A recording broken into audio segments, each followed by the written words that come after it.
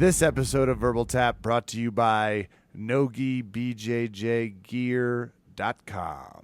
Use the promotional code VerbalTap15 to get 15% off of your order. Do it!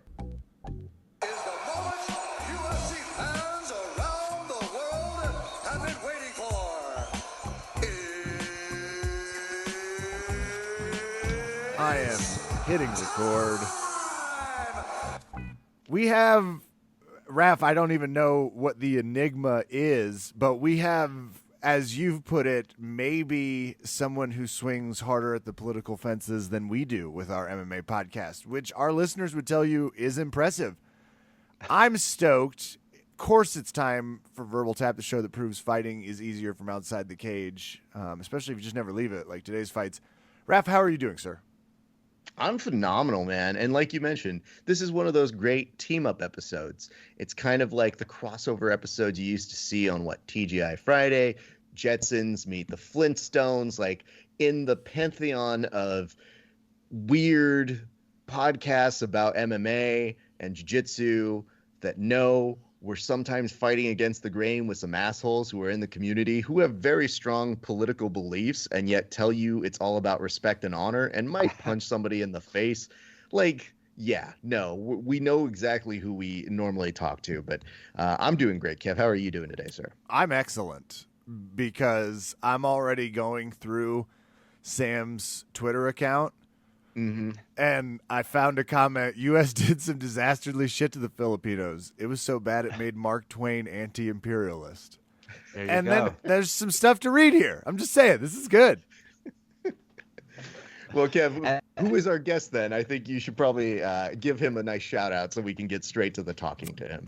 K-pop dad, host of the Southpaw the Southpaw Podcast. That's PAW, mixing martial arts with rad political theory and vice versa. I'm their newest subscriber. We have Sam. Sam, how are you, sir? I'm good. I'm excited. I'm ready to listen to your picks later on and see what this is all about. Yeah, I'm not quite sure why Raph has chosen to send you into this gauntlet. Maybe it's because he knows I've been having a lot of conversations with my Bernie bros out in Kansas, and he was like, it's time to get feisty for the holidays. Let's give Kevin a birthday gift. Why do you mix politics and MMA? It's kind of like if somebody asks you to, why do you mix comedy with MMA, right? It's like you're comedy people who like MMA, right? And I'm a political person with a certain type of politics who likes MMA. So kind of you mix what you have. And I mean, Kev, I want to take this one real quick, and here's why. It's kind of interesting how I got the thought process of bringing you on. And, obviously I've seen your work and I see what you're doing, and I always think, man, good for him, dude. That's a tough gig to be going against the grain with so many of these idiots who sometimes have no foundation in their arguments. Kevin and I used to be rhetoric people in a previous lifetime for forensics and speech and debate. And when I see a lot of the times they bring these arguments and I outline it, it sometimes looks like a maze that a child got fed up with, and then they just kind of said, I finished it, and they clearly did not do anything to it but draw one straight line. But here's the interesting moment that I think ultimately convinced me, yeah, it's time to bring him on the show. You put up a post about how maybe, just maybe, if you have a Nazi symbol on your body, you got a tattoo with it, it's not a good thing. And you didn't really say too much about it. And yet there was somebody, when I shared it on the Grappling Hour post, that goes, I don't know about that Sam, man. He's really out there with his stuff. He's always trying to instigate and race bait. And I go, this is against the Nazis. Where the fuck is this coming from? How did this become, no, the poster's bad because he's just trying to get you to feel a certain way about Nazis. Yeah. And I said, yeah, okay, I think my mind's made up. That's actually a dare to bring him on. Yeah, I'm kind of like one of those things in a movie where you use this crystal to spot who the aliens are, right? So you can see a gym with just normal looking people, and then I walk in, and then the chuds will like reveal themselves. I like chuds. I've always referred to them as chads, but it works. We both get there pretty quickly. Apologies to cool chads everywhere. I know a lot of you. Used to buy weed from one. No, I don't think he'll mind if I mention that. What are your credentials? So Raf's kind of alluded to, and I appreciated your analogy of why do you mix comedy and MMA, and that was always our goal. Our background's also, Raf's tied to the Tonight Show. I used to beg strangers on stage by any means necessary to watch me tell jokes in DC for a few years. So there's like a natural grooming, and you're also talking to a political nerd here and there. I worked for Kathleen Sebelius once upon a time. Actually, the lieutenant governor hid my desk in an office-like prank on a poor unpaid intern. What's your credentials? What sparks your interest? Because you're also not just posting like, go vote, fuck faces. Like you're kind of going a little deeper here, and you're not. I mean, I've got a breadth of how you kind of frame your arguments, and that's what I would call them. They're not like just quick jests. Like the White House was built by idiots. ... Fight me. It's like it's a little bit further than that. Where does this come from? It would sound funny because the outcome for other people is different in that they turn out so, like I said, chuddish, right? Like far right, or like some of these people that you're talking about. But martial arts really informed my politics. I started like when I was 6. And I think I'm also a philosophy nerd. So it started like really early. And when I say philosophy, I don't mean like Bruce Lee. Well, but he said some cool stuff. But he was a philosophy nerd. Like he read a lot. He read a lot of actual philosophy.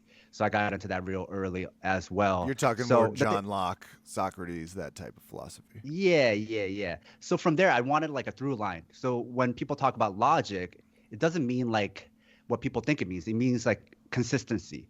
So like, if you two are writing a movie script, it has to have like in-world or movie logic in that whatever you start at the beginning, whatever the rules of your world is at the beginning, it must stay consistent all the way to the end, right? So then I started thinking about that with martial arts, like being consistent.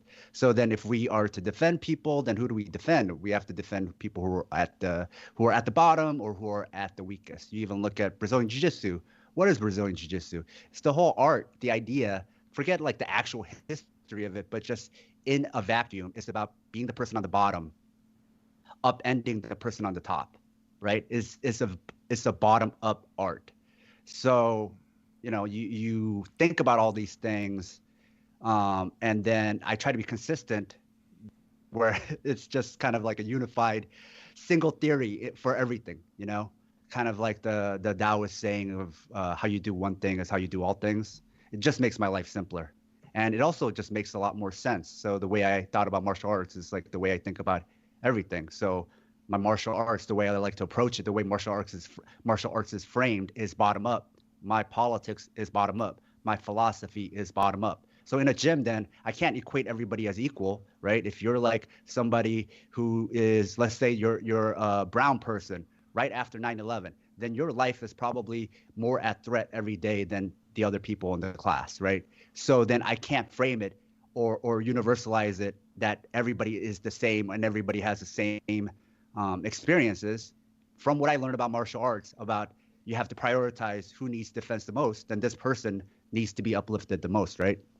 So I guess starting at 6 to becoming an adult, I had a lot of time to think about it. And then this is where you end up. So I call it, sometimes I jokingly called it liberation martial arts.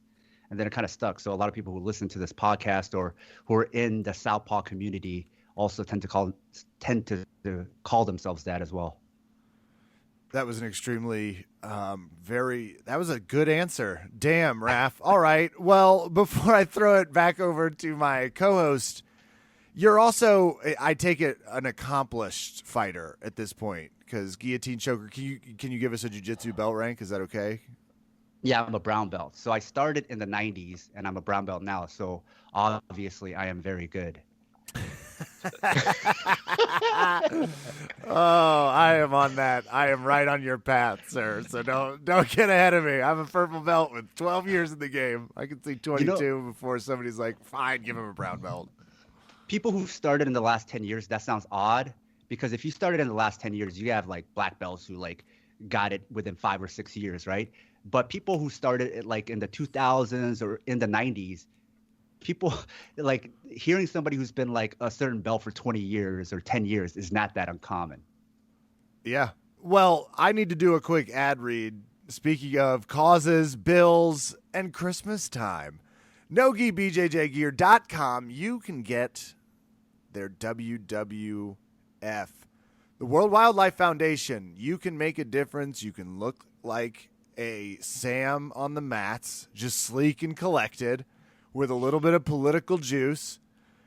And you can enter in VerbalTap15. We all win. Go to NogiBJJGear.com. They've got some cool holiday specials. You can also go over to Manscaped, because here's the thing. Everybody needs to keep themselves looking. I haven't left Manscaped, Raph. Since the package arrived, I have been wrapping the only package that matters this holiday season. That is my newly married grooming regiment. It works for all members of the family. This thing really... And I did use the ball deodorant. I'm just going to tell you, I had to give it the old college try. We're learning each other. It was it was a little aftershave-ish, but in a fun way. So, Manscaped. I mean, maybe that's the Home Alone commercial we need to go ahead and do. It's like adult Home Alone as he does that. I was going to send you so many variants of my ideas for this Manscaped commercial. Yeah. I'm sure they're going to love almost 10% of them. Anyway, use the promotional code VerbalTap and you'll get 20% off whatever you put in the cart. So, yes, those are the two people we needed to take care of here. But, Sam, I want to return back to a conversation of this. This seems to be that it went from don't talk about politics in your social media to, well, it depends on what politics. Mm-hmm. To now try to maybe pushing it back in. But we've seen an emergence of some really, really ugly aspects of our martial arts culture. Have you received other kinds of support from people who maybe are saying like, hey man, keep doing what you're doing. Thank God you're speaking out there, because it seems like there aren't as many of the left of center sort of podcasts than there are the opposite in our sport. Yeah. So as you think about my podcast, you read the tagline, right, Kev? Mm-hmm. And it's very niche. So when me and a friend started it, we were like, maybe 5 people will listen to this, right? You that was and like, Paul? Yeah. Crushed it. And that was like over 2 years ago. And it really was. It was like nobody was listening. It was just us talking to the void. So whenever new subscribers are like coming on, they're like, oh shit, there's a whole back catalog. How many of this shit do you have? And I'm like, we have a lot of it. You just take your time, peruse through it. But yeah, so it was like we knew it was a niche. We didn't know if anybody wanted to hear about this. And then we started it. And then I don't know, slowly people, I don't know how people found it. You know, I don't even know how like that person, I'm even like you know, in a way feel complimented that guy was insulting me and saying Sam is an instigator. You know, it's like, oh shit, like non-listeners, like regular people out there who train, they know who I am. Okay, that's cool. It's like getting out there. It's getting to a tipping point. But yeah, it was like nobody, not even haters. It was just like nobody for a long time. And then like all of a sudden some DMs, some Patreon subscribers started coming on, some Twitter follows, some Instagram follows. It was very slow for the first year. And then I would say after George Floyd died, that's when it really like took off. And then all of these people were like, oh, I was looking for something like this. And so I think that's when like I got the podcast on a lot of people's radar. And it wasn't even like me per se. There was like other groups, other Instagram pages that I started that were really like tagging people and promoting, you know, anti-racism in martial arts, or calling out, you know, social justice issues or different types of like far right to like racist people, sexual abusers in martial arts. And then like, you know, a lot of these things come and go. And then I think people were like, oh, before this page was around, there was Southpaw. And like I think people were like saying like, no, this wasn't the first. Southpaw was around already. And then I think that's how people started hearing about us as like kind of the OGs, the not in the edgy kind of comedy, but like kind of like the the Chapo trap house of like MMA left politics. They were like, no. Southpaw was around first.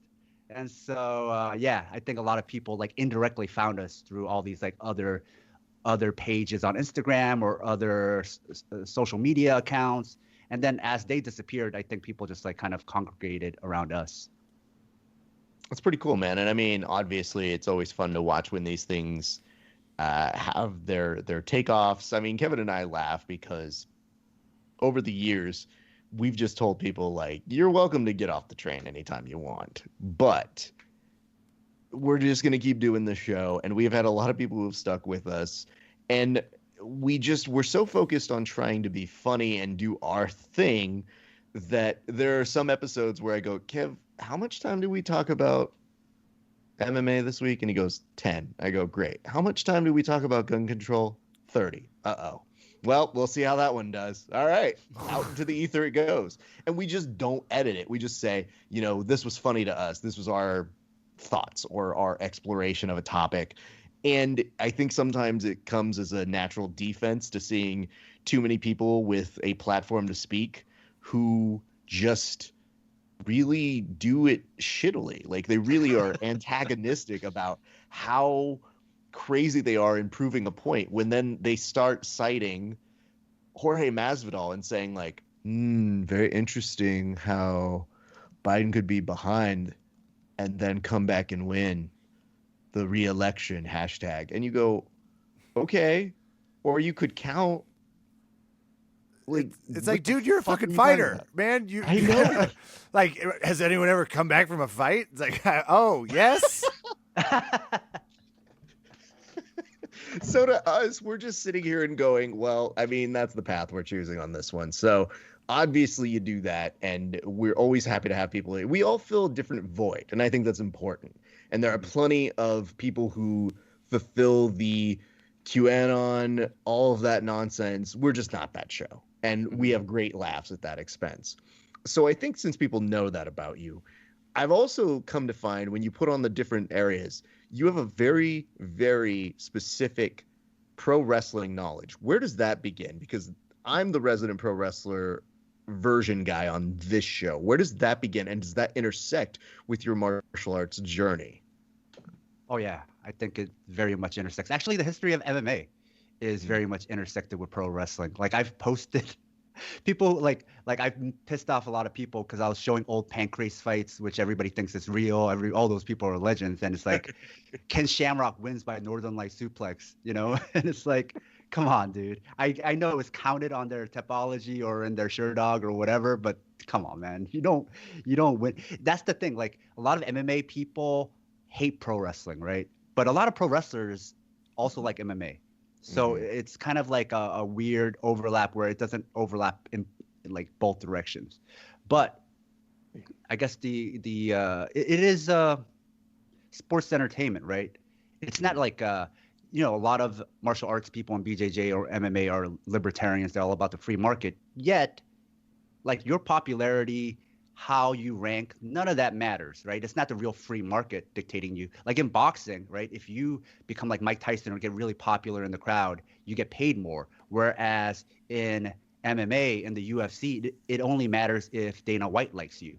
Then is MMA closer to pro wrestling, like Vince McMahon liking you, or is it closer to boxing or other combat sports? And it's closer to pro wrestling, right? And even like, especially in Japan, the roots of it are the same.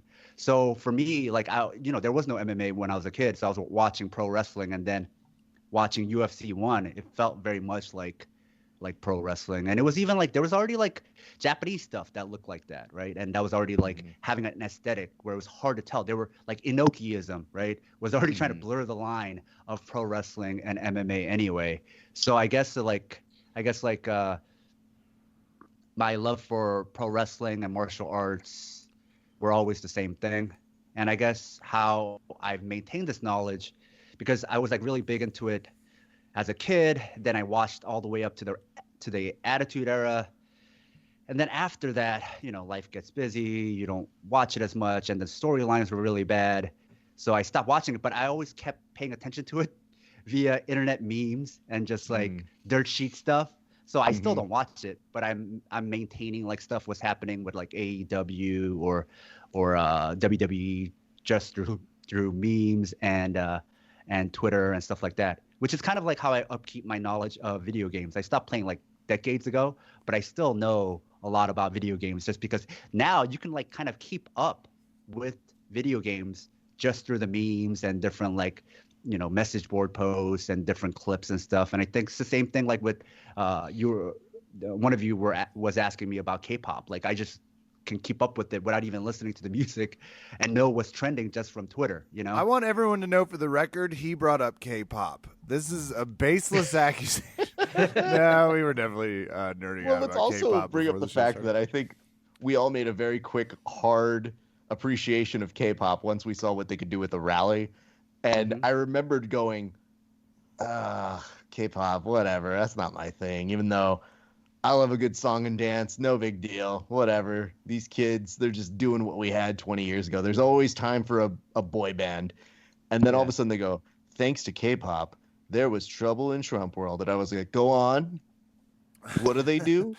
And then I will tell you, BTS's Dynamite made its way into my playlist like nobody's business, and there it will stay forever and ever. So I'm perfectly fine with that. That was them. That was the 15-person band I was talking about. I was like, how many of them are there? There's so many people in this band. I'm here for it. It's like they could have kept Twitter. Go ahead. I was going to say, if you're on Twitter and you talk about politics at all, like every big Twitter political person with a lot of followers, especially on the left, they're all at least a couple of times a day mentioning K-pop because it's like so embedded into left politics now. Well, fine, we'll take it. We're and you also know responsible for the Macarena. Suck it. So, having said all of that, we always like to give the guest an opportunity to get to know Kevin because you guys are all friends here. But we are going to do an over-under, Kevin, because guess what? After 21 days, they are putting together another UFC. This is the fastest turnaround for two contenders. I had to check to make sure I wasn't losing my damn mind. When I was like, isn't this the guy that fought last time on the card I hated? It is. So they said, you know what? We don't have any other people going on right now. So, hey, do you want to come back and fight this other guy who also fought tonight? Because we're out of ideas. And honestly, COVID's going to take about 20 of these people anyway, so fuck it. But, Sam, this is an opportunity for you to get to know Kevin because I bring up the pro wrestling thing because you know how to cut a promo if you watched all of those years of pro wrestling. So I'd like to give you the opportunity to get to know Kevin before you have to insult him when we get to the game. So do you have any questions for Kevin that might better inform your trash talking and promo capabilities? Wait, how did Kevin get in charge of doing the fight picks? Well, I want to be crystal clear. I'm not in charge of this exercise. Raph will be running it, as you'll soon hear. But I tend to like to roast and dive. I enjoy preview shows. Raph hates them with a sincere passion. And frankly, don't even remotely bring up the 2016 exit polls to him. He's not ready to talk about it. So he controls the game and gets to, add the mockery to it he thinks it deserves. Here's really the story, though. I'll give you the real hash. Here's what happened. So a lot of people ask how this podcast came to be. And obviously, Kevin and I knew of each other in speech and debate, but we didn't compete really a ton against each other. Kevin, did we ever compete against each other? In the fights? No. I mean, in speech. Oh, no, I wasn't good enough at that point. Oh, yeah. There's levels to this game. He was older. Kevin I was on my way out, so I was definitely very happy to just go, sure.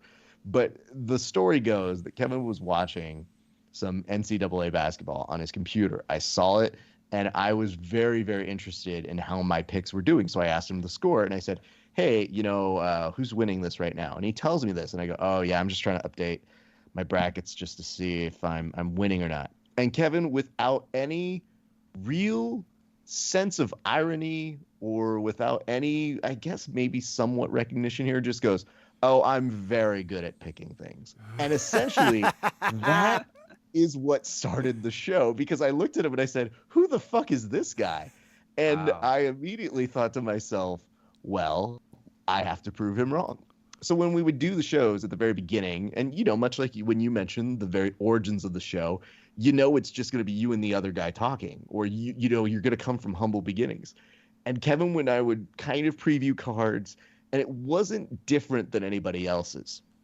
And then one day I said, I want to test the theory if Kevin's actually good at picking fights. If I literally pick the most knowledgeable person and then I pick the least knowledgeable person, we're going to run a long-term experiment to figure out, do you really have to know the fights to pick better than Kevin? So long-term, result, I'm at line 684 on my Google sheet here.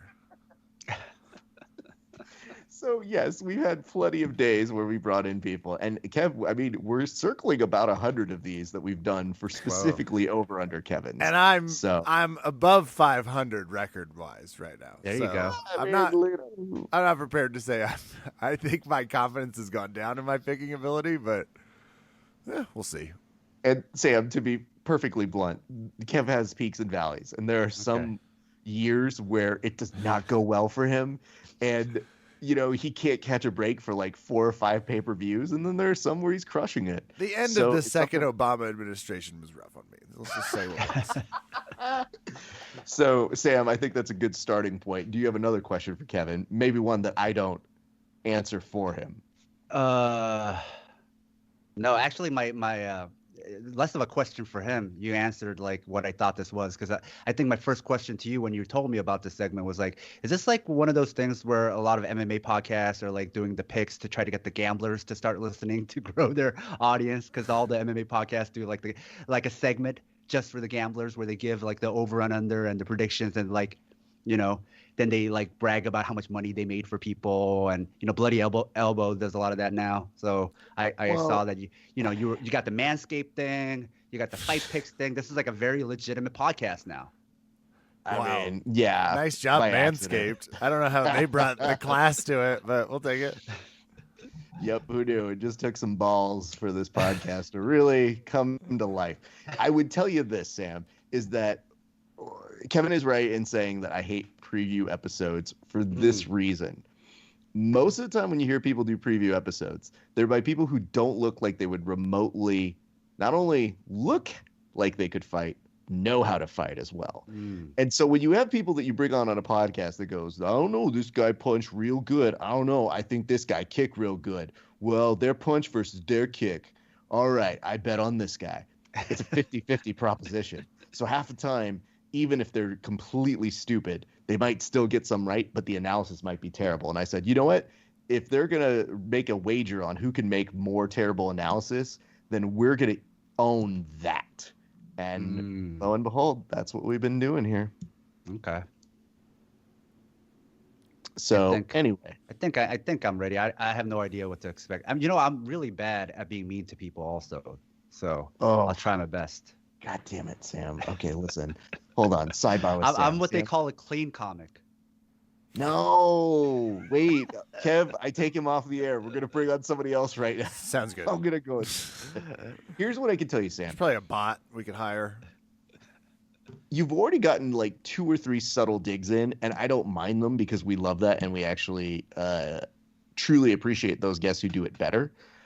But what I would say to you is use your inner heel. So who would you say is the closest heel to your personality? Rachel Maddow. A heel, man. I don't know. I mean, like, there's heels I like, right? Like Ric Flair, I like. Roddy Piper, I like.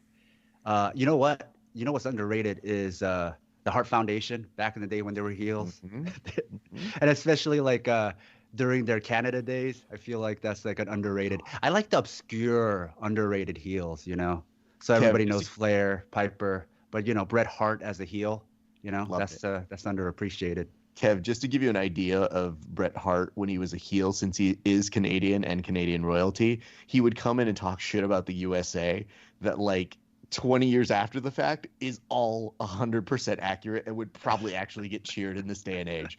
So just to let you know how quickly the times have changed. And mind you, the pro wrestling audience of the WWE were also people who, might have had some racist cheerings against Muslims back in the early 2000s.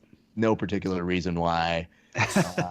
It was a dicey time. So sometimes the wrestling fans can be interesting. But what I'm saying to you is, Sam, take that inner version of Bret Hart as a heel and become that person for this game. I believe in you. You have great rhetorical analysis, and that is part of the reason why we brought you on. So now just add like some really subtle digs to how Kevin isn't good at betting, and I feel like you have it. And just, X out the parts where you would say Shawn Michaels and replace it with Kevin Phillips and see what happens. It's going to turn into Macho Man all of a sudden, I feel like. Oh, God. And bless you if you make that happen, because it will make the show better. Kev, I think it's time we transition to the game of Over Under Kevin. And now it's time for the thrilling installment of Over Kevin.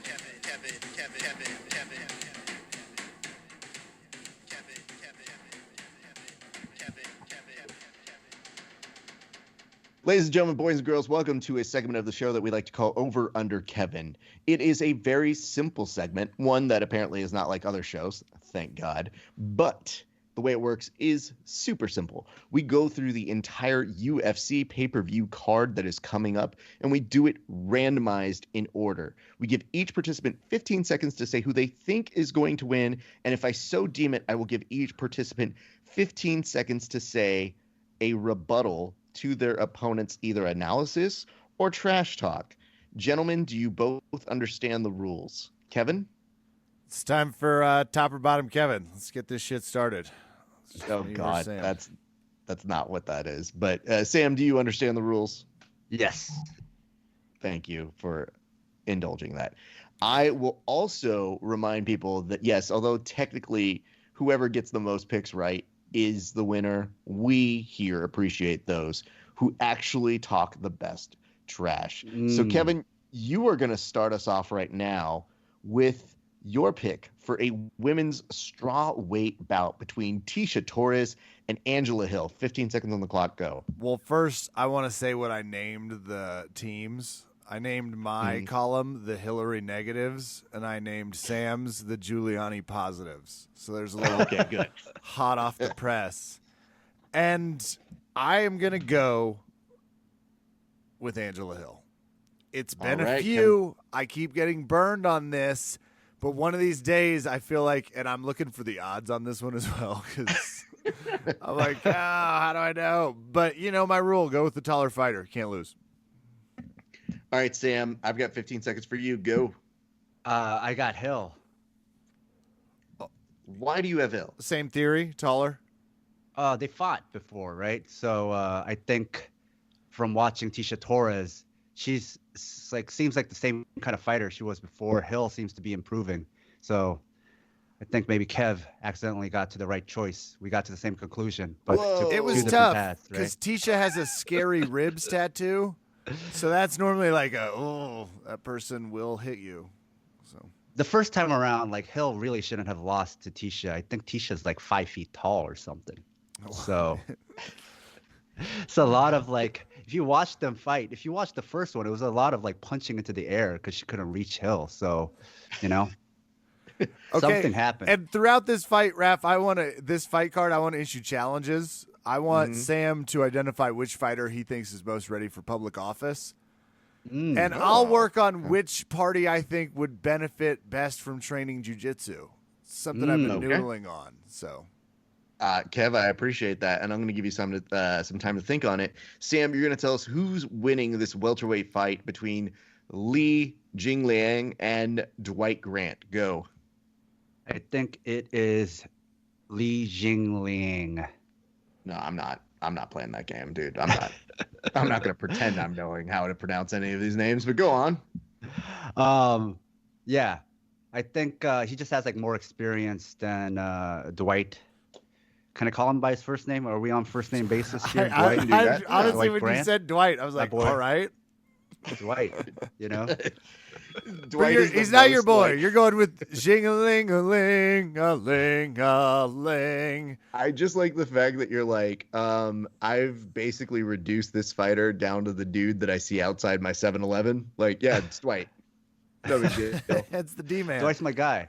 No, but I can't trust him for this. I think it says I don't really know much about either fighters, but I think Jing Liang is Southpaw, and I tend to see Southpaws win, especially in like prelim fights where it's like two kind of fighters who are just like not at the highest level. So just being Southpaw, and it might be enough to confuse the other fighter and be enough to win. Well, Fascinating. Kevin, who do you have as your pick on this one? he or ESPN is wrong because they have Jing Liang as orthodox and Grant as a switch. And as someone who always identifies as the switch, and frankly, someone who's just pissed off at Sam, Ref, he had a tweet right before Yoel got laid off that was like, my guess is Dana's about to start laying off top-level fighters. ... 2 minutes later, Yoel gets fired. So this guy, I think, might have caused that. I'm going with Grant. Kev, do we have a guest drop in right now? I think I just got the red light. Oh, great. Sam, you're going to dig this. We have on the podcast a recurring character of ours, fresh off the USC roster, soon to be a bare-knuckle fighter and or at the next Bellator, I assume the very next one, Yoel Romero. Yoel, how are you? I fight. I lose my job. I'm so sad now, Kevin. As someone who is as angry as you about anything about that Supreme Court and the gay marriage comment, which in retrospect seems so funny, I love you. We're going to miss you, Yoel. You going to I keep love fighting? you too, and I don't know what I'm going to do now. Well, Sam, any ideas? Well, Yoel Romero? Maybe Oh man, maybe Bellator. That's my guess. Oh, see, I was like, I bet McConnell would hire him as a staffer tomorrow, just as someone to help around. I say no for gay Jesus. I get That's what I'm job saying. as Republican committee chair. You're from Florida, I think. You might not even have to Gee. apply. I always No. thought he was pro gay Jesus. No. It's very He was not. confusing because sometimes my articles drop, and Yoel don't even know sometimes. Yeah, if you play back what you said in the past, it was hard to tell if you're a pro or a con. I don't know. It's first time someone asked me what I think I mean when I say, and I say, I don't know. Anyway, I have to fill out unemployment now. Yeah, we'll see. So- We'll see it, almost champ. Well, it's very sad for me. Please don't bring up other bad thing, Kevin. Won't do. I think Yoel should be good because he had that lawsuit against that supplement company when he pissed hot, right? For the USADA violation, he sued them for like $100 million or something. Spoiler, I probably was hot, so no look good for me. Wink, nudge. All right. I think he actually just Yoel Romero. He's out. left through the door. That was a very strange exit, Kev. Hey, you can't control the beast. The beast controls you. Hold on. Let me quote the film 8mm. Okay. Dance with the devil. Devil don't change. Devil changes you. That's amazing. I'm glad that we had the time to take for that. For noted jiu-jitsu practitioner, or at least stars in a movie jiu-jitsu, Nicolas Cage. Kevin, we're going to continue this party as we go to the next lightweight bout. It is between Renato Marciano and Rafael Fiziev. That's a terrible name. Kev? I'm sorry. Okay, I found what you got to. I'm going with Fiziev. Fiziev. Fiziev, thank you. I think Moicano's tattoos are a little overcompensating. Like he looks like he got them at Sturgis. And again, you know my thing with short switch fighters. I just love them. So I'm going to go with Fiziev. All right. And let's see here. Sam, what do you got for us? I'm actually going with Fiziev also. I think Kev is on a he's in synchronicity with me today. I think he somehow absorbed some of my Super Saiyan powers, and he's stealing some of my mojo because we're in simpatico. We're thinking alike right now. Kevin, I'm going to ask this over to you. Are you cheating on this test? Are you just absorbing some of the energy that our guest Sam is bringing to the show here today? I was doing some high-grade hallucinogenic uppers until somewhere around 6 a.m. Tight. So while I'd like to say, yeah, I feel sharp as a tack and I'm absorbing what Sam said, more realistically, my Christmas tree's kind of glowing in an extra unique way in front of me, and I'm just feeling I'm feeling a deep pulse with this fight card and letting it take me. Beautifully said, Kevin. We're going to go to a middleweight bout. Kev, Sam, you lead us off on this one. And it is between Kevin Holland. Noises about middleweight belts. No one's excited about middleweight fights that much. Well, I'm eating a sandwich right now. That's why. Oh, wait, hold on. What kind of sandwich? A corned beef sandwich. You know, like every time you talk about fights, it's good to take a bite out of a sandwich and just give him one of those. All right.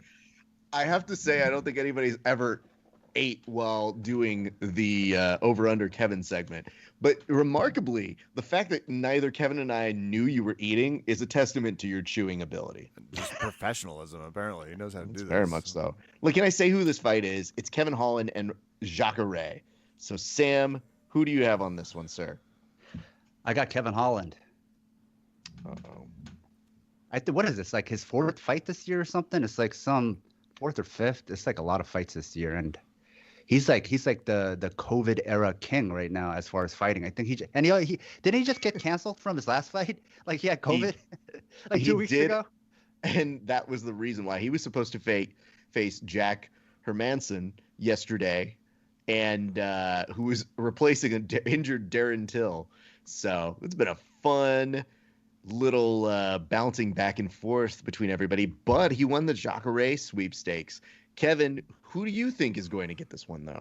When I wake up on Sunday morning, do I want to think, did I betray all of jiu-jitsu and the things we hold most sacred? Point. Do I want to be a liberation martial artist, feeling his oats, not feeling great about what happens because I chose the COVID era king, which is a terrible nickname. I want to be crystal clear.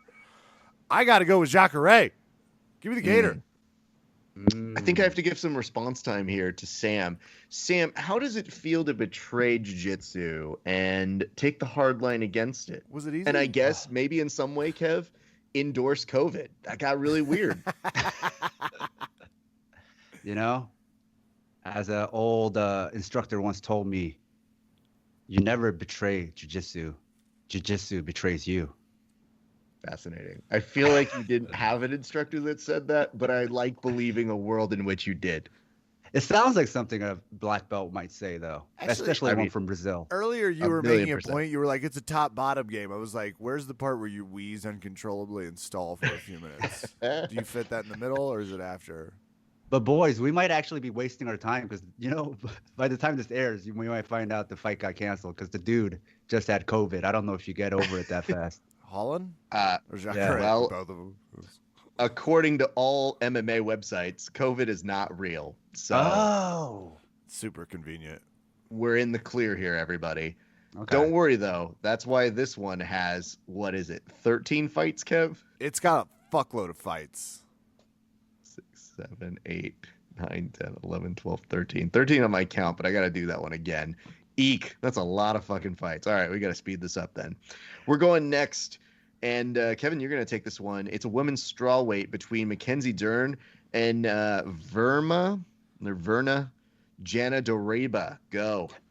Hit record, Danny, for the gambling segment of the week. Not only, Raph, am I taking Mackenzie Dern because she is simply a lock against Jandiroba. I'm going to parlay her with Jacare Souza I'm going to watch shit. the fights in my gi, and I'm going to feel great about myself. Damn. Okay. We've never really. I think it's been a while since we've done a parlay on this one, but I will denote that. Noted. Thank you, Dern and Jacare. What happens if you do not get them, Kevin? Give me a minute to reflect on that. I was thinking like I'll lose the bet, but that was monetary. Well, I You feel got to like remove some of them stripes off the belt, I think.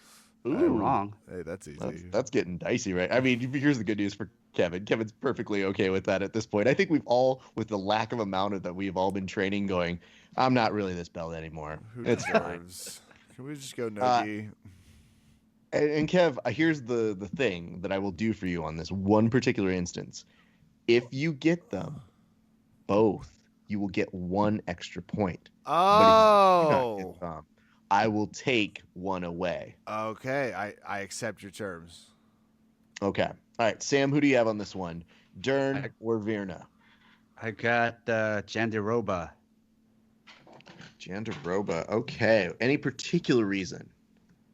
I mean, they're actually both like BJJ black belts, and I think Mackenzie Dern, we know her really well because she lived in the U.S. for a long time, and then suddenly developed a Brazilian accent.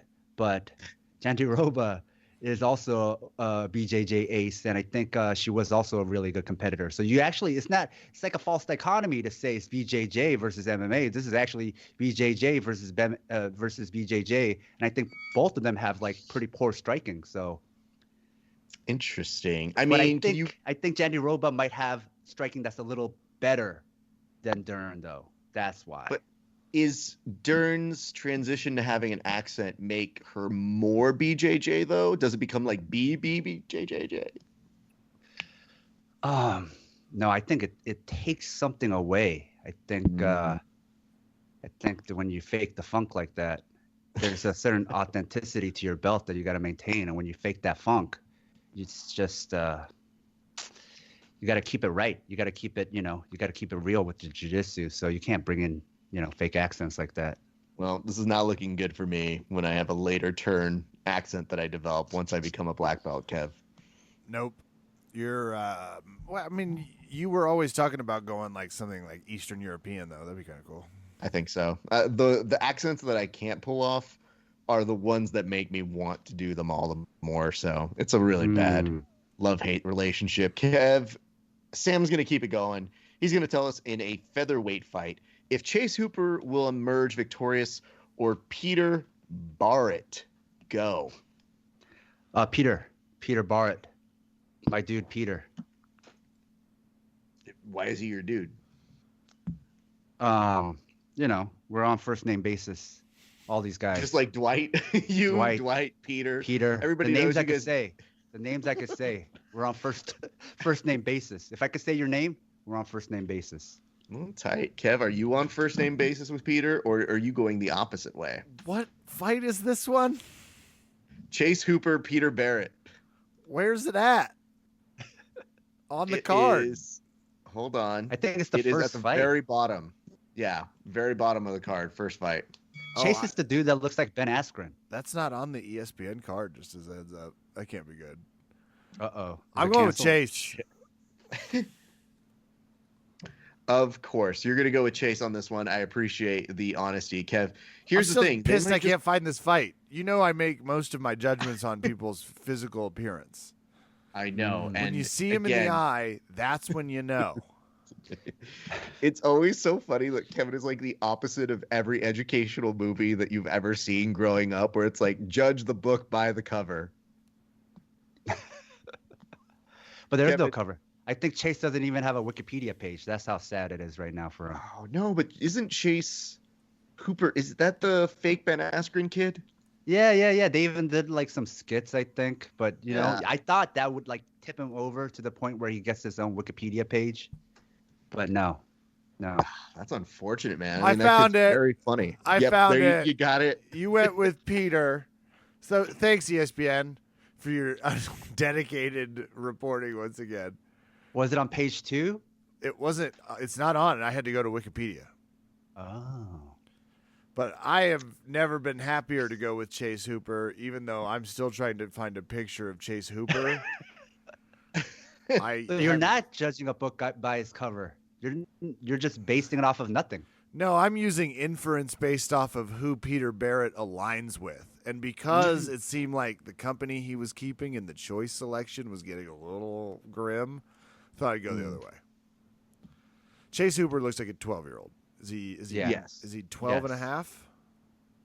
Oh, cool. He has famously called himself Ben Askren's son. The only thing that's very unfortunate about that, aside from the actuality of that being a thing, is the fact that it made Ben Askren moderately funny for 5 minutes. Mm-hmm. Which is fun because you should see that man's Twitter if you don't get Hot around take. to that one. Ben Askren is MMA's version of Tony Romo. There you go. Fascinating. I don't even think he's as good as Tony Romo, dude. Yeah. No. But Here's MMA's version wouldn't be as good. It's all run by Uncle Dana. Let me just give you a little bit of insight right here. You know the Paul brother that just did the boxing? I think it's Jake. Logan. Jake. Was No, it whichever Logan? one. Jake. I don't Yeah, know. Jake won his boxing match. And, he's been talking about the fact that he's going to fight Conor McGregor. His whole entire purpose is to fight Conor McGregor, which, by the way, find a better purpose in life. But here's a little note. Apparently, in the time that we've been talking, Floyd Mayweather has agreed to an exhibition with young Mr. Paul. But he then was saying he'd like to beat up Ben Askren. And Ben Askren was like, man, that sounds like an easy day of work. And I thought, for you, no.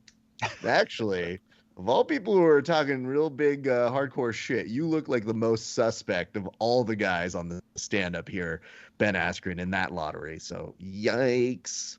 So, just wanted to update our fans on that one. Let's see if that's a real thing, because we have seen it reported by MMA Fighting and a number of organizations that have said Paul and Floyd will have an exhibition. I guess I'll bring this over to Sam before I go to the next pick, which is, who will be more likely to have the first unfortunate news item after that boxing bout? Who are my choices? It would be between, I guess, Jake Paul and Floyd Mayweather. Like, who's going to do the stupider thing first after that fight? If it happens. After the fight. I think Jake Paul, probably. I mean, at that point, we're in the simulation, right? Like, if those two fight, we are clearly living in a simulation. So anything can happen at that point. I like that everybody goes 2020 wild, and I was like, yeah, 2021's already shaping up, so let's just stay at the ready at this one.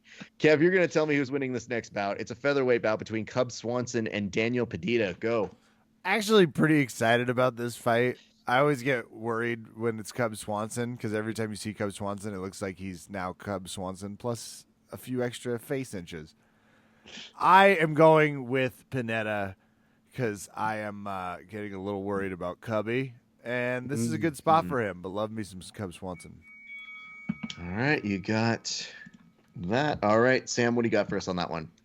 He's way off. I think it's Cub Swanson over here. Interesting. So is that just an allegiance that you're signing here from his many years of fighting, or what was the inclination to go here? Oh, his analysis is that Cub is shop-worn, but Daniel Pineda is also shop-worn. I think they actually have about the same amount of fights. They're about the same age. They've been beaten up the same amount of time. So it's actually two veterans fighting each other, except Cub fought at a higher level. But fighting at the higher level, maybe he got beat up more than Daniel. I don't know. Kev, would you like to get a point of order here in terms of use of language that is not clearly defined for our audience?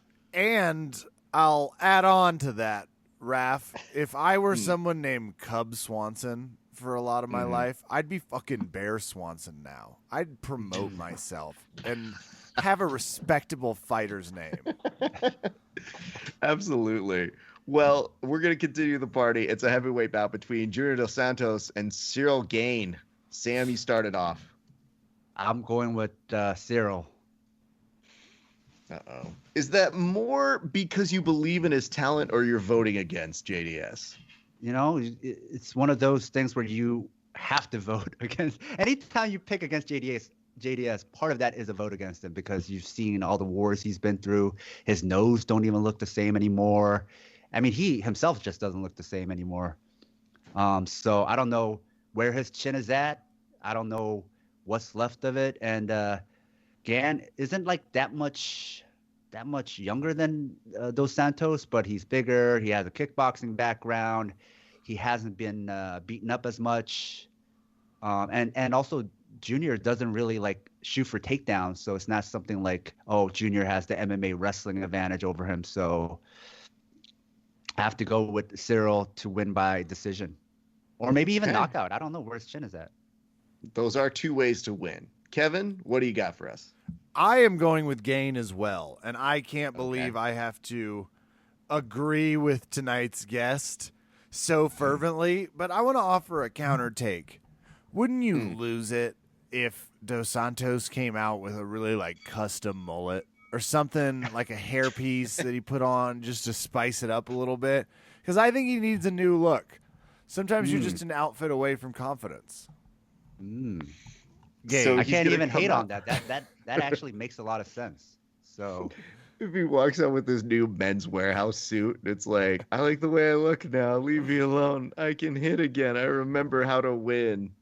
yeah, that's not even a joke. That's just like reality. I think they give like whole TED Talks about that.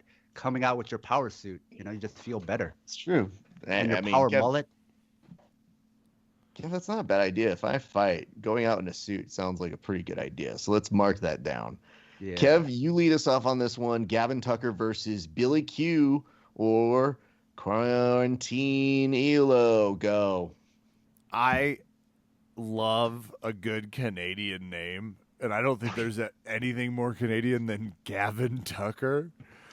I don't think Gavin can win anything, so I'm going with Quarantino, and I feel fantastic about that choice. Supporting the Quran. Got it. Sam, what do you got on this one? I gotta go with Canada. This goes with my whole Bret Hart Canadian heel thing. Any fighter, just pre-pick. If they're from Canada, that's my pick. Jesus Christ. He literally told us to pre-pick them like it's some sort of bingo slot at the Vegas 5 and dime here, kids. Well, here's some news for I like you. his confidence. Sam, the way this works is about this time I like to tell the guest that there is usually a wager that we put on here between you and Kevin. Now, mind you, they aren't financial because, again, jiu-jitsu. So we're just not going to make it money. That's stupid. But Kevin, what are some examples of some bets that have been made on previous installments of Over Under, Kevin? Yeah, social media posts, some shirt exchanges. I actually just got the Dark Clan shirt, by the way, as payment for the authoritarian beatdown I gave someone who would murder me in real life. There was a few bets that kind of ventured off into just social media posts more than anything, but that type of thing. So, Sam, without saying what it is, if you do have one, do you have a bet in mind for Kevin right now?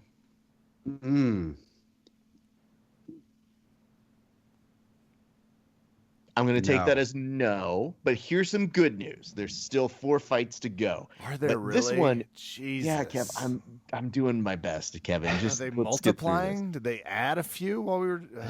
Kevin, all the fights that got canceled for COVID are probably just going to come in on this one. So this is like one of those 2 p.m. cards, right? Like the early prelims that are going to start at like 2 in the afternoon and go all the way to like 11. I normally do a fight companion for this, and this is just informing me of how long I'm going to be on air. So yes, it is very likely. Kev, Sam's going to tell us who's going to win between Tony Ferguson and Charles Oliveira. Sam, who do you have on this one? I got Oliveira. I think it's more to the way you framed it previously, right? It's less the confidence about Oliveira. It's more about a lack of confidence in Tony Ferguson. I think Tony Ferguson maybe like, I don't know, pre-knee injury, like would have beaten Oliveira pretty easily. But now, especially after the last fight, and all the personal problems he's had. I don't know. Habib had a good analysis that Tony's not the same guy, and I'd have to agree with him. Kevin? Oliveira bleached his hair. Not the type of fighter you want to walk in with their corner. I'll be going with what is Turd Ferguson. I do know it's Tony, but when you see T Ferguson on the ESPN lights, you try not. It is hard. Turd Ferguson. Can't help it. Think he's gonna swan song it, and this one's in Vegas. So, actually, okay, that makes me a little nervous because at first I was like, if it's in the Fight Island, no testing, right, Fergs? But I'm going Fergs. Here's some information you should know. One meme page actually took the face-off technology of Tony Ferguson and put it on Charles Oliveira, and then did the same for Charles and Tony. Guess what? Not that different. Yeah, I saw that. It was like Uriah Faber and who was it? Liz Carmouche. You ever see that face swap? Yes. It looks nothing changed. Like if they didn't even do the face swap and said they did the face swap, you would believe it. It's remarkable, Kev. I will have to send it to you later. But in the meantime, heavyweights, Sergey Spivak and Jared Vanderaa. Kevin, you go first. 15 seconds on this one. I'm really, I want to tell you, impressed that you were able to pull out those names. I was worried. This was the fight I circled as you're going to fuck that up. Oh no. I'm going with Spivak. I think I used to have a Call of Duty character that terrified the shit out of me that really looks like this guy. Sweet. Sam, what do you got? I'm going with Spivak too. When I checked the Wikipedia entries, Spivak had an entry, but Vanderaa did not. So it's hard for me to pick somebody who does not have a Wikipedia page. I'm going with the old Stephan Bonner rule. If no Wikipedia page, no bet. Did you do It's research? Sounds heavily like something called research, Raf, for tonight's I show. tried to discourage it as much as I could, Kevin. You know, I have a podcast where we preview, so I have to do research anyway. Oh, boring. But then you brought it over here. I've besmirched your podcast. I mean, you try to make it a more competent show, and if there's anything we pride ourselves in, it's that we do it by accident. Hey, Kev is the one talking about like the dude is a switch hitter. That's some technical analysis. Well, it depends on what techniques he's really talking about. But I was making a sex parable, but I appreciate the credit. I'm assuming he was talking about that neo footwork, those MMA angles. Yup, that's exactly what was being mentioned there. It's a middleweight bout that we're talking about next between Carl Robertson and this name is fun. All right, hold on. I gotta stretch out for this one. Yep, don't hurt yourself. I'm not gonna pull anything, I promise. This one is Dalcha Luigi Ambigula. Sam, you go first. I'm going with Carl. Just That you know, could have been better timed. how could I couldn't even pick the other guy even if I wanted to. I wouldn't be able to say it. Well, I got news for you. That's part of the fun. It's like going on a roller coaster ride that you don't know where it's going to go, and it's just thrilling every time you say a name like that. Kev, who do you got on this one? I've got Lungi Ambula, 10-2, vicious over right hook. Maybe. I actually don't know. I haven't particularly seen him fight, but it sounded right. Gotta be honest with you, Kev. You landed that dismount really well. Thank you. I just broke it down. Lung Iambula. I don't mean to brag, but I've pronounced some pretty complicated names in speech tournaments. Wow. Yeah. I do not have a really good feeling outside of one simple rule. Who's got the more aggressive abs? That's Lungi Ambula. Well, good to know. We are now at the final fight. Very excited to get this one in. Gents, Kevin, you are going to start this one off. Who's going to win between Davison Figueroa and one Brandon Moreno? You've got 30 seconds. Go. Okay, can I tell you who I'm cheering for? Sure. Brandon Moreno. The whole fight. Okay. I'm going to be stoked for him. We've got Mighty Mouse's tiny replacement. He's not that interesting. He said the belt looks bigger than most. So I'm going to go with Moreno, and I'm hoping fatigue sets in because I cannot believe this guy's fighting again. I was like, Figueiredo? And for some fun, astute coverage of how fighters are being picked, do not forget to find Southpaw Podcast, where Sam called Dana's current system basically fighter puppy mills. Dug it. You like that, right? That's good. Like that, actually. Yeah. It's pretty good. Kev, just point of order. You had Figueiredo on that one, or did you go all the way in on Moreno? No, I have Figueiredo. I put a toe in the water and then was like, I'm not stupid. Oh. You just arrived. I thought you talked yourself into it. I thought he did too, and I had to make sure because I had to type it down the way I'm going to look back and cover it. Nope. Give me the tiny one that just fought. Okay. Well, they both did just fight, so just wanted to... the champion. Yeah.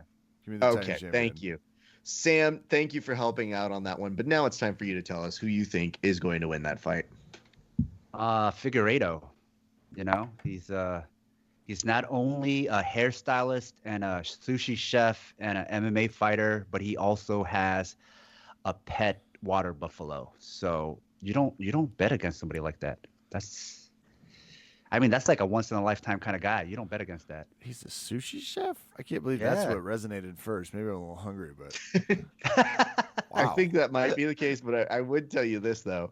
Figueiredo is this dude who has the best drip going on in the game right now because all of his clothes, Kevin, look like casual wear that have some vague anime on them, but also look like an Italian man who's going to retire. So somewhere in between all of that, every time I see a photo of him sporting some new clothes and his ridiculous hair, I go, damn, dude, this dude is living as a champion. Good for him. It's the Kev rule with the, look your best. You just need like a look. And you can look your way into confidence. And I think because we're all a haircut away or a really nice wig, Junior. Well, now that we're here, just to let you guys know, in case there is, I don't know, a COVID scare that happens on the card, or you guys just by miraculous nature end up tying, we do tiebreakers as performance of the night, which goes to 2 individuals typically, and a fight of the night. So Sam, since you gave the last pick, I'm going to ask you to give me your 2 performances of the night that will be handed out and the 1 fight of the night. Who do you have? I got to put the main fight with Figueiredo and Moreno as one of the, what is it? The fight of the night? What am I picking first? Yeah. Either one. That's fine. I'm durable. I can go both on that. But okay. Performance of the night. And I think Ferguson and Oliveira. Okay, so they're both going to get... Oh, because you gave one where 2 people are fighting each other, and then the 2 performances of the night tend to be individuals who won a fight. So that would assume that performance of the night only like one person out of the fight. I thought it's like both of them get the performance of the night. No, they usually, like in very rare cases, you're welcome to go ahead and pick however you like. I'm just giving you, I'm like the blackjack dealer who tells you, gotcha. 17's looking pretty good there, man. Okay. But yes, 2 just random individuals tend to increase your odds here. Gotcha. So my fight of the night then, that's the fight. So Tony Ferguson, Charles Oliveira will be my fight of the night. Gotcha. Performance of the night, I think, will be Davison Figueiredo. And let's say, I think they'll give it also to Brandon Moreno. I could see that happen for that fight. Okay. Interesting. Kevin, what do you got for us? Yeah, I did not get who his 2 other performances of the nights were, by the way. I got very So his performances of the night, he's doubling down. He's saying that either Davison or Moreno will get it because he's going to put that as a pick. So it's kind of like saying the fight of the night is going to be Ferguson and Oliveira, but that the performances of the night, you could say they're going to give it to both, which is highly unlikely, but it has happened very rarely. But, Kev, it also could be a way of getting insurance that one of those 2 people does get it. Yeah. Okay. Well, I'm going to go with my first performance of the night. And this is going to go to Mackenzie Dern. I'm going to give my second performance of the night. That goes to Turd. Okay. And then fight of the night, it's going to be Figs versus Moreno. Okay. Interesting. All right, gents. We made our way through the whole card. Now we return back to you, Sam. I asked you earlier if you had a bet in mind. You had a few fights to think about it. We return back to you. Do you have a bet in mind for Kevin now? Like what I want him to do, and I have to reveal it. I mean, yes, that is essentially what we are asking here. have to If you come to have one in mind, terms. if not, we can go to Kevin, but we do like to defer to the guest first. Yeah. Do you guys have shirts? We do. Could that be a bet? Like I get a shirt if I win? Yeah. And he has a shirt. Kev, is that what you would like from him? I accept with one extra caveat, Raph. What is that, Kevin? If I win, yes to the shirt exchange, but I also want I demand he make an argument in repentance that in all likelihood Vince McMahon will be the next leader of the GOP and the Republican nominee for president, and the case that he will win. It's just a simple sidebar I wanted added. Do you have a counter for that is comparable for Kevin? Because I like that for you. Yeah, the same thing except Mick Foley. Kev? But for the Republicans or For the Democrats. perfect? okay. Oh God, that's Mick Foley, aka Mankind, if you know him by his alias. I mean, it does kind of make sense if you think about we went from a reality TV show star who is in the WWE Hall of Fame to a comedian who is in the WWE Hall of Fame. So it does stand to go that way. Well, gents, I'm glad that we were able to preview this all the way through. Sam, as a nice little thing that we do here on the show, we always like to extend an invitation to say, would you like to come back next week after we see all these fights and talk about those fights? Sure. That sounds like a quasi you want to come back. So it's legally binding now, but We'll work it out. We'll talk about it. I just like the idea that Kevin, I realized as he was kind of taking a moment to think about it, I've never been prepared for the guest to say no. I wasn't either, but that was like as close as we've gotten. Yeah, I could probably. We'll see how this sign-off goes when we're off air. But I actually dropped something at that moment, so I was like picking it up, and like when your face isn't at the mic, and then you got to bring your mic back. You got to get your face right in front of it again. You built the suspense in a way that nobody else has done. So kudos to you, sir. Here's what I'm going to say to you. I want you to tell the people where they can find you and tell the people where they can listen to the show, sir. So you can listen to Southpaw wherever you listen to podcasts, including YouTube and Spotify, all those places. Stitcher, Apple, Google Play, Overcast, and RSS. Yeah, and then you can find us on Instagram. Southpaw Pod is the handle. You can find it on Facebook, and you can find me on Twitter, Stuff from Sam. That's my handle. It's where I got a lot of the gold from today's episode. He is Sam. They are Sam and Paul. The show is Southpaw Podcast. Southpawpod.com. Go give him some love. Sam, thank you so much for being on the show today.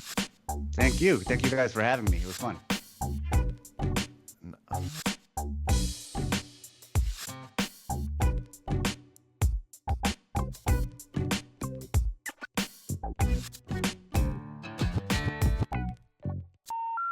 The number you have dialed has been changed.